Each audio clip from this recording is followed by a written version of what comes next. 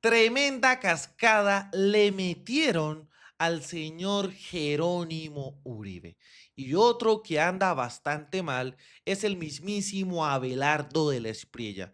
Este hombre cuentan que está totalmente cagado del susto, ya que solo gana en encuestas falsas, porque el pueblo colombiano ha despertado y no le comen carreta a esas supuestas propuestas en pro de todos los colombianos. Además, que este colombiano que vemos acá enfrentó a todos esos precandidatos de la extrema derecha que lo que buscan diariamente es dividir al pueblo colombiano.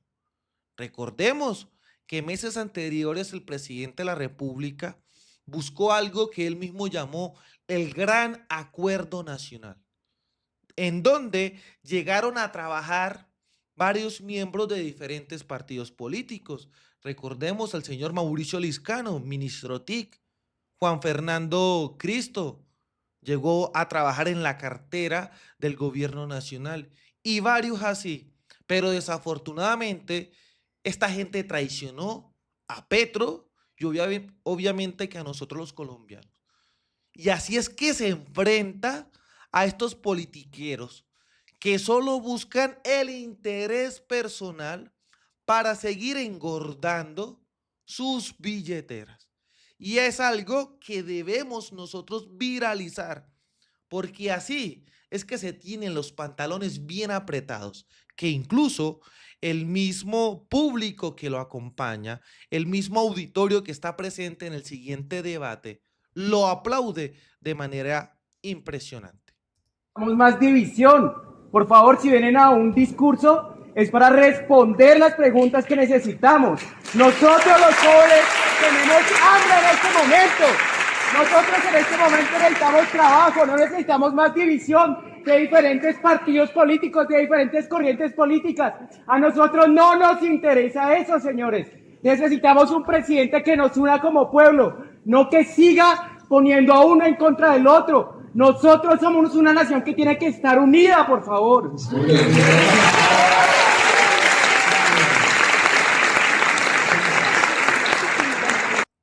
Tremenda cachetada para estos precandidatos, que lo que hacen es dividir, dividir, dividir.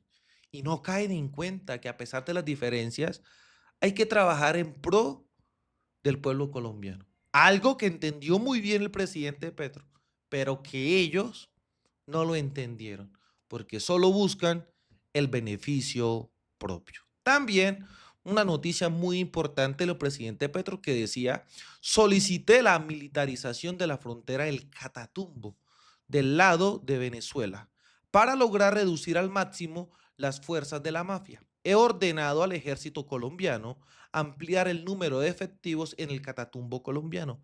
Tenemos 25,000 soldados en la zona. No es la tierra de la que le ganan a la mafia, es la coordinación entre los dos estados quien lo gana.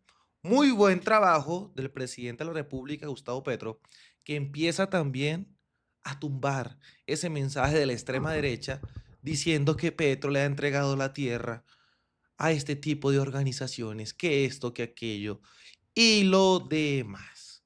Están tan mal los miembros del Centro Democrático que el mismísimo Abelardo de la Espriella lo apodan disque el tigre.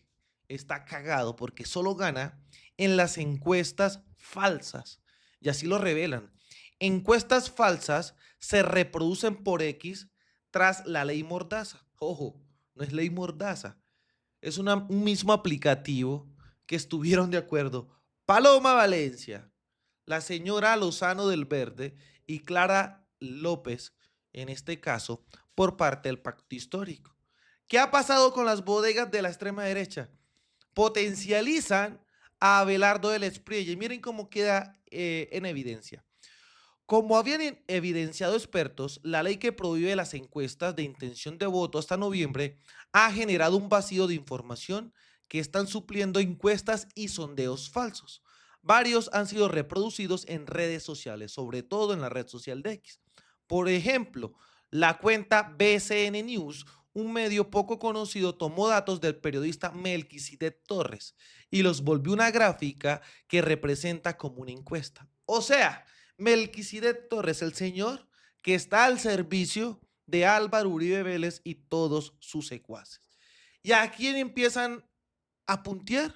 A Abelardo del Espriella, miren, 21 puntos, Germán Vargas Lleras, Vicky Dávila, Miguel Uribe Padre y el mismísimo Pinzón. Miren, aquí lo vemos.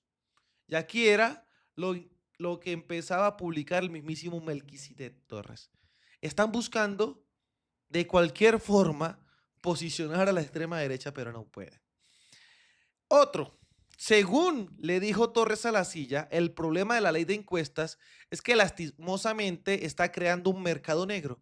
Yo lo que quiero es hacer una ridiculización y un sarcasmo de eso. La gente interpreta lo que quiera. Dijo el mismísimo Melquisedec Torres a la gente de la silla vacía. Yo no lo estoy presentando como una encuesta. Lo que crearon con ese adefesio de ley es que la gente termine interpretando eso en una encuesta real y lo pongan en gráficos. Qué nivel de cinismo. Otra de las encuestas sin ficha técnica o empresa recolectora de la información se han publicado en el ecosistema de la derecha y el bodeguero Santiago Giraldo. Y otra vez llegó el tigre que en tan solo 42 días de campaña, Abelardo del Espriella ya arrasa en la medición de la derecha. Miren eso. Abelardo, Germán Vargas Lleras, Vicky Dávila. El mismísimo Ariel Ricardo Armel, siguiendo los pasos del colombiano. Es la única manera de que ellos ganen con las encuestas falsas que los mismos miembros de la extrema derecha empiezan a compartir. Quedaron totalmente asustados. Y Abelardo, dicen por ahí, está bastante cagado del susto ante este tipo de casos, ya que conoce muy bien que en el mundo real, en el ecosistema del pueblo colombiano, los votos que tiene a su favor son realmente pocos o quizás contados con la misma mano, ya sea usted con la mano derecha o con la mano izquierda. Imagínense ese espectáculo que hay por parte de los miembros de la extrema derecha. Además, miren la tremenda cascada que le mete la senadora del Pacto Histórico, Esmeralda Hernández, y decía, arrancó la campaña sucia, la llamada farpolítica, es el invento del uribismo contra Iván Cepeda. Cuando no hay argumentos, personajes como Vicky Dávila, Jerónimo Uribe y Daniel Briceño recurren a la calumnia. Nuestro compañero no puede permitir que ensucien su nombre ni que pongan en riesgo su vida. Es hora de llevar a los calumniadores a los tribunales. Y esto decía una tremenda peinada, que el mismísimo Jerónimo Uribe salió como un niño chiquito a llorar. Miren esto. Llamar guerrilleros a quienes no piensan como la ultraderecha es perseguir y silenciar. En Colombia, a los sectores progresistas, de izquierda y alternativos siempre nos han querido estigmatizar de guerrilleros. Es la táctica más baja de quienes no tienen ideas, de quienes se refugian en el odio y les sirve para hacer campaña y conseguir votos. Lo que está sucediendo hoy con nuestro compañero senador y precandidato presidencial del Pacto Histórico, Iván Cepeda, es gravísimo. Graduarlo como el candidato de las FARC en un país como Colombia tan violento, donde asesinan todos los días líderes y lideresas sociales simplemente por sus ideales, por pensar distinto. Lo que están haciendo es ponerle una lápida en el cuello. Jerónimo Uribe, Vicky Dávila y Daniel Briceño mienten y engañan de manera deliberada y como estrategia política cuando dicen que Iván Cepeda es un candidato de la guerrilla. Iván Cepeda es víctima de la violencia política de este país, es hijo de la paz, es hijo de Manuel Cepeda, un excongresista de la Unión Patriótica que fue asesinado en medio del peor exterminio político de la historia de nuestro país. A Manuel lo mataron por defender la paz, por defender la justicia y los derechos humanos. Iván Cepeda, su hijo, es una persona que le ha apostado toda su vida a la paz, que le ha dicho no a la guerra, que ha sido coherente y que ha sido transparente y fiel a los principios de su padre y a los principios progresistas de este país. Atreverse a decir lo contrario no solamente es calumniar, es ruin, es un acto bajo, miserable, que no solamente miente, sino que pone en riesgo su vida. Y esto no puede ser un debate menor. No podemos permitir que la siguiente contienda electoral de cara al 26 esté plagado de mentiras, de calumnia y de vilezas. El senador Iván Cepeda debe llevar esto a los estrados judiciales. Ya lo hizo con Uribe y dejó entrever las mentiras y la manipulación de la justicia. Hoy el país, gracias a Iván Cepeda, sabe la verdad sobre Uribe. Y así también debe ser ahora, porque la dignidad, la honra y el buen nombre no se negocian. Ay, señores, esto generó la lloratón por parte de Jerónimo Uribe, que decía: señora, yo no soy candidato a nada ni político. Tengo menos del 10% de los seguidores de Cepeda. No soy el senador más poderoso de la coalición de gobierno. No mantengo en diálogo con organizaciones, miren las mentiras, para buscarles impunidad. No salgo en los computadores de Raúl Reyes.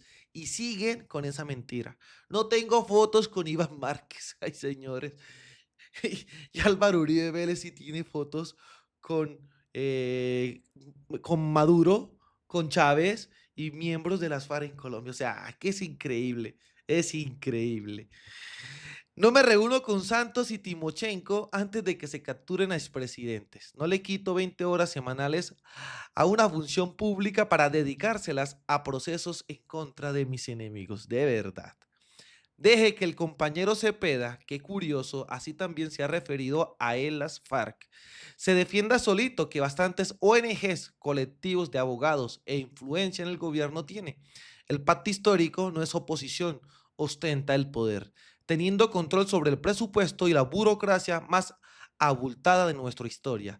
No solo no le alcanzó para proteger a la oposición, sino que fue quien le puso la lápida. Esta realidad no se compagina con su victimización pueril. En lo que usted sí puede apoyar al compañero es en cuidarle el celular para que no se le vuelva a caer. De verdad, está totalmente cagadísimo del susto con la tremenda cascada que le mete la mismísima senadora Esmeralda Hernández. Y hablemos un poquito del director Jaime Duzán, presidente de Colpensiones, que decía muy bien: necesitamos que la Corte Constitucional no dilate más y los colombianos tengamos una reforma pensional que necesitamos, decía el presidente de Colpensiones. Y miren la calladita que le meten a la gente de Caracol Radio. Al doctor Jaime Duzán. Presidente, gracias por acompañarnos en 6 AM y buenos días para usted. Buenos días, don Gustavo, y a todo su equipo de trabajo y la audiencia. ¿Quién será? Primero yo creo que con la Cámara que no manda las actas completas? No, Gustavo, hay que decir las cosas bien claritas, porque si no nos equivocamos. Mañana, precisamente cuando estemos en Bucaramanga con el señor presidente en el acto de Pilar Solidario, en una marcha que adelantaremos mañana en Bucaramanga, el presidente va a decir cuál es el sentido y la profundidad de esta reforma. Pero primero digamos que el Senado de la República en la Comisión Séptima y en la plenaria aprobó la ley 2381, número 1. Número 2, la Cámara de Representantes aprobó la ley en la Comisión Séptima. Después se encontró que la mayoría de los artículos del Senado de la República se correspondían con el debate que se hacía en la Cámara de Representantes, y al momento de terminar las sesiones ordinarias del periodo anterior de la Cámara de Representantes y el Senado de la República, la Cámara votó por 87 votos, mayoría absoluta, el texto del Senado de la República de Colombia.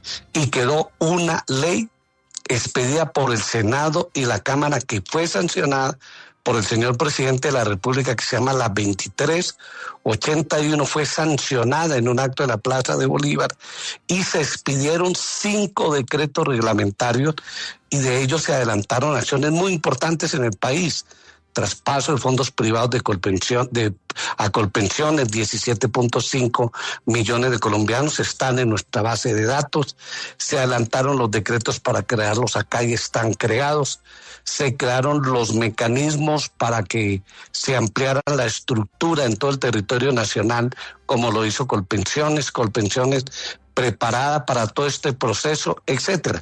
Un año después de la expedición de la ley 2381, el magistrado presidente de la Corte de apellido Ibáñez tenía un acto declarando inexequible la ley. No obtuvo mayoría en los 9 magistrados de la Honorable Corte Constitucional y lograron una conciliación los 9 magistrados que está contenida en un acto firmado por los 9 magistrados que dice que se devuelva a la Cámara de Representantes para que en sesiones ordinarias o extraordinarias, si fuesen convocados para tal efecto, corregían un procedimiento que ellos señalaron a raíz de la demanda de una senadora de la República. La Cámara de Representantes fue convocada a sesiones extraordinarias por el señor presidente de la República. El primer día hubo quórum reglamentario que se llama el quórum que se permita tener las mayorías para poder convocar a una sesión al día siguiente, sábado, que fue cuando se debatió y se aprobó la proposición presentada por un grupo importante de representantes, hombres y mujeres, que acogieron el texto del Senado de la República.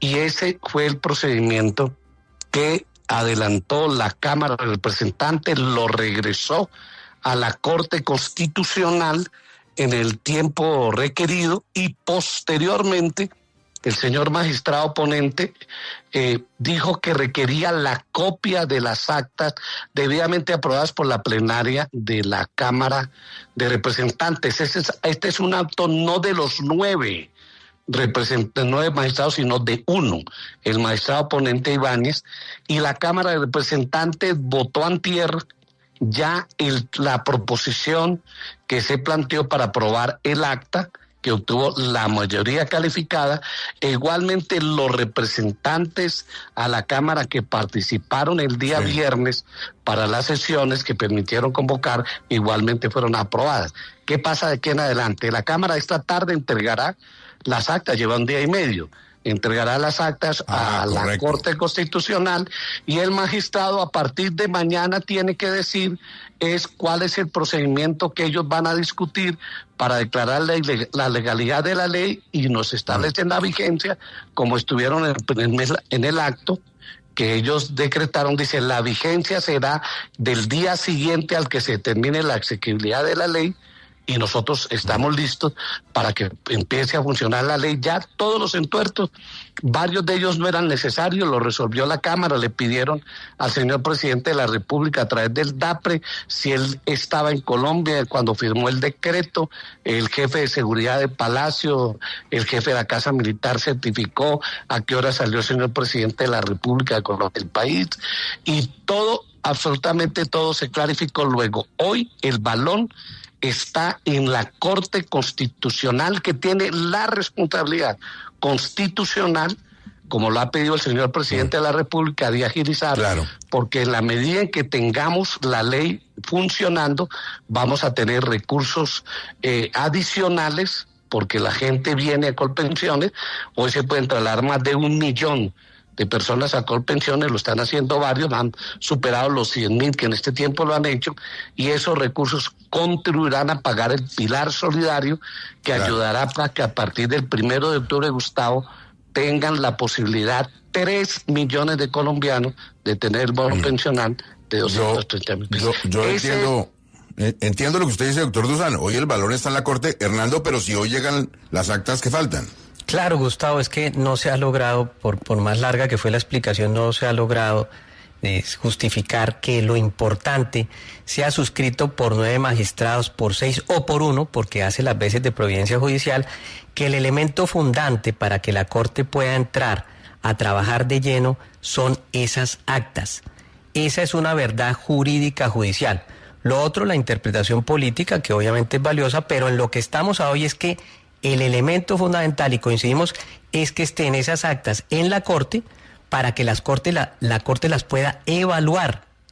Que estén las actas no quiere decir además que la Corte opere como un cajero automático para aprobar esa norma. Tiene que estudiarse de manera juiciosa por los 9 magistrados, para efectos también de que haya claridad, porque en este país hay, por fortuna, independencia judicial. Pero, doctor Dusan, ¿llegan hoy o mañana las actas entonces completas, las que faltan? Gustavo, pero aclaremos una cosa, yo también soy abogado, fui legislador bastante tiempito. La Corte Constitucional tiene la ley hace más de un año. Luego no puede decir que tienen que estudiar los 9 magistrados. Los 9 magistrados hace rato estudiaron la ley. Tienen opinión, varios magistrados están esperando que el magistrado ponente tenga la voluntad, ya teniendo las actas que él ya sabe, se votaron en la Cámara de Representantes, las tiene porque los textos de las actas fueron entregados al magistrado después de la sesión extraordinaria, es decir, antes del 20 de julio de este año. Luego los magistrados todos leyeron las actas, los magistrados todos conocen el texto de la ley, los magistrados todos firmaron el auto para las sesiones extraordinarias y los magistrados todos conocen el acto del doctor Ibáñez que dijo que se aprobaron las actas. Luego ya está aprobado, las actas le llegan mañana o pasado mañana. El martes se pueden reunir porque ya conocen el texto. El señor magistrado tiene que decir si va a repetir la ponencia que tenía preparada, declarando la inexequibilidad de la ley o teniendo en cuenta que hay posiciones diversas y mayoritarias en la Corte, según lo que logramos percibir en el país, permite que la Corte Constitucional declare cuándo es la fecha en que entra en vigencia la ley más importante que se ha permitido aprobar el Congreso de la República de Colombia en debates amplios, y eso es lo que requerimos, que no dilate más la Corte Constitucional y particularmente el señor magistrado, y pueda tener el país la ley pensional que fue aprobada mayoritariamente en el Senado, mayoritariamente en la Cámara, todos los procedimientos adelantados y 3 millones de viejos y viejas esperando que se entreguen los recursos del Pilar Solidario para poder tener precisamente la oportunidad de una subsidio pensional que no se lo han dado en los 30 años desde la vigencia de la Ley 100. Hernando, pero entonces sería algo más o menos rápido en la Corte, ¿o no? Sí, ya claro, Gustavo, pero mire, a mí me parece irrespetuoso con el presidente de la Corte Constitucional que se diga que él está dilatando y que la Corte se tomó más de un año. La Corte imprimió celeridad como lo hacen absolutamente todos los temas. Pero le quiero reiterar en términos porque... a diferencia de algunos, yo he sido conjuez durante años de la Corte Constitucional, dicté esa materia en varias universidades durante 30 años. Y le preciso, porque así está en el auto de la Corte, más allá de lo que uno pueda saber o no, será la Corte Constitucional la que determine si los vicios fueron efectivamente subsanados.